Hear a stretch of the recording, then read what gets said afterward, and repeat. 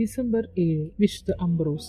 ഗോളിലെ പ്രീഫെക്ടറായിരുന്ന അംബ്രോസിന്റെ മകനാണ് വിശുദ്ധ അംബ്രോസ്. 33-ാമത്തെ വയസ്സിൽ മിലാനിൽ താമസിച്ച് ലിഗൂരിയ, എമീലിയ എന്നീ പ്രദേശങ്ങളുടെ ഗവർണറായി ചാർജ് എടുത്തു. പിറ്റേ വർഷം മിലാനിൽ ഒരു മെത്രാനെ തിരഞ്ഞെടുക്കപ്പെടേണ്ടതുണ്ടായിരുന്നു.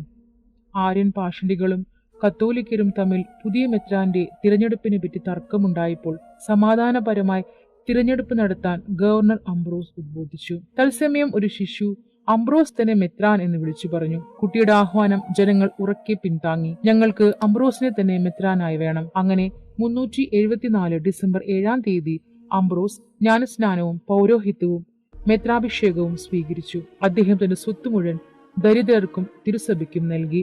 വിശുദ്ധ അഗസ്റ്റിന്റെ മാനസാന്തരത്തിന് വിശുദ്ധ അംബ്രോസിന്റെ പ്രസംഗങ്ങൾ വളരെ ഉപകരിച്ചിട്ടുണ്ട്. അദ്ദേഹം തന്നെയാണ് അഗസ്റ്റിനെ ജ്ഞാനസ്നാനപ്പെടുത്തിയതും. പല ഗാനങ്ങൾ അദ്ദേഹം എഴുതിയിട്ടുണ്ട്. അംബ്രോസിയൻ കീർത്തനങ്ങൾ പ്രാചീന കാലങ്ങളിൽ തന്നെ പ്രസിദ്ധമായിരുന്നു.